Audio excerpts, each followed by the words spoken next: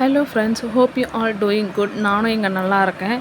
So இன்றைக்கி நம்ம சேனலில் என்ன பார்க்க போகிறோம் அப்படின்னு பார்த்தீங்கன்னா, செம்மையான ஒரு சாம்பார் சாதம் நல்லா குழஞ்சி வரும். எப்படி செய்யுதுன்னு பார்ப்போம். ஸோ ஃபஸ்ட்டு அதுக்கு ஒரு டம்ளர் அரிசி எடுத்திருக்கேன். அதில் பாதி டம்ளர் பருப்பு எடுத்து நல்லா வாஷ் பண்ணிவிட்டு ஒரு 3-4 டைம் வாஷ் பண்ணிவிட்டு ஒரு 20 நிமிஷத்துக்கு ஊற வச்சுக்கோங்க. 20 நிமிஷம் இல்லைனா கூட 15 நிமிஷம் ஓகே தான். இப்போ அரிசி ஊறிடுச்சு. ஸோ இப்போ குக்கரில் அரிசி பருப்புலாம் போட்டுக்கிட்டு தண்ணி 4.5 கப்பு தண்ணி வச்சுருக்கேன். உப்பு போட்டு க்ளோஸ் பண்ணி ஒரு 4 விசில் விட்டுருங்க. விட்டு தனியாக எடுத்து வச்சுருங்க. ஸோ இப்போ கடாய் வச்சுக்கலாம். தாளிக்கிறதுக்கு எண்ணெய் ஊற்றிக்கோங்க. கடுகு உளுத்தம்பருப்பு, ஒரு பெரிய வெங்காயம் கட் பண்ணி போட்டிருக்கேன், கருவேப்பிலை, அப்புறம் 2 காஞ்ச மிளகாய் போட்டிருக்கேன். ஸோ அதை நல்லா வதங்கணும். அந்த எண்ணெயிலே மஞ்சள்தூள், மிளகாய்த்தூள், தனியாத்தூள் போட்டுக்கோங்க.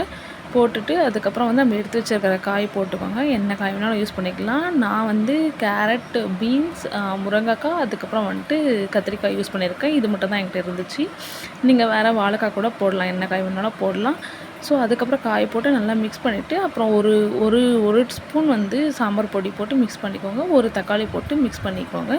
மிக்ஸ் பண்ணி விட்டுட்டு அந்த காய் வேகிற அளவுக்கு தண்ணி ஊற்றிக்கோங்க. ஊற்றிட்டு மூடி போட்டு வேக வச்சுருங்க.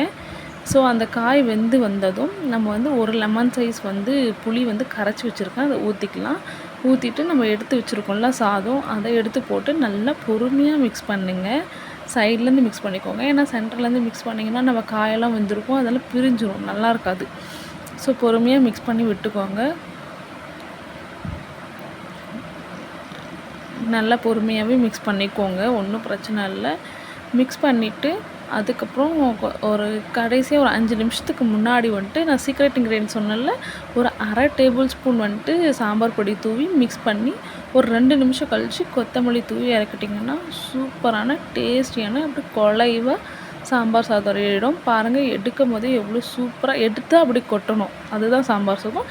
இந்த ஸ்டேஜில் நீங்கள் நெய் கூட யூஸ் பண்ணிக்கலாம். நான் ஏன் நெய் போடலன்னா, கொஞ்சம் ஆறிடுச்சுன்னா கூட அது ஒரு மாதிரி இருக்கும், அதனால் நான் நெய் போடல. ஸோ இதுக்கு சைடிஷாக நான் காலிஃப்ளவர் 65 பண்ணியிருந்தேன், நல்லா தான் இருக்கும். வேறு அப்பளம் கூட வச்சுக்கலாம். அதுக்கப்புறம் தயிர் பச்சடியும் சூப்பராக இருக்கும், ட்ரை பண்ணி பாருங்கள்.